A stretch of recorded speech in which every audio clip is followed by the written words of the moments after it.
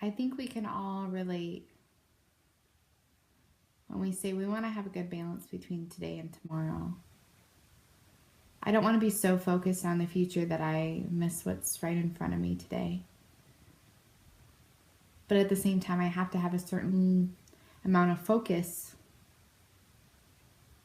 today on tomorrow, because otherwise I'll get to tomorrow and I won't be ready for it. There's appointments I have to schedule, there's projects that I need to get done, there's laundry that needs to be done, there's groceries that need to be bought, there's errands that there's just a certain level of you have to do things today to prepare for tomorrow. You have to be prepared. The Bible talks about how, what man who isn't going to, build something isn't going to sit down and consider the costs. And maybe I'm taking that out of context, something about having to think about something before you commit to something. But, I've committed to a family. I've committed to kids. I've committed to being married and having this life. And so it comes with responsibilities, and I can't just throw it all in and say, okay, I'm done being an adult this week. But I don't want to miss them. I don't want to miss this time with them.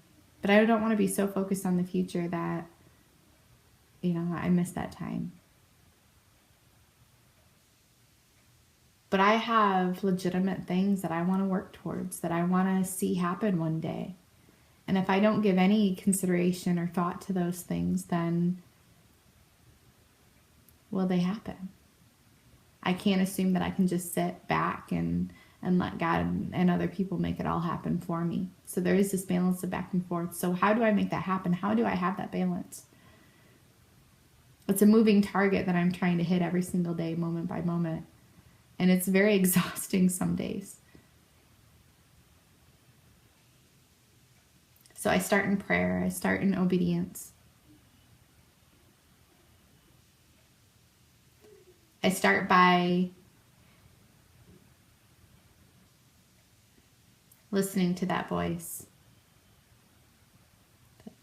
that's pointing me here or there and showing me where to look and where to focus on. To be alive in this moment and be balanced and take the time to plan things out and be prepared.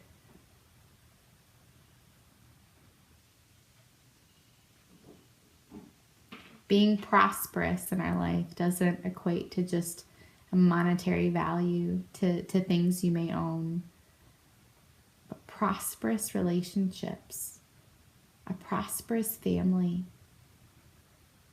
a man or woman of character, of integrity, of influence. And what does that mean? A person of influence doesn't mean just somebody inherently with power, but somebody that has the ability to make an influence over another person. And that comes with great responsibility and honor.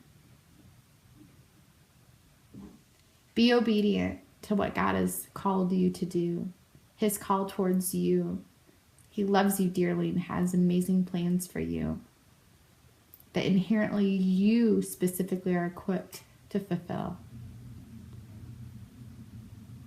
Follow his call. Follow his biblical definitions of success and prosperity. And regardless of where your current financial situations carry you currently and in the future, you'll be able to say that it is well with my soul.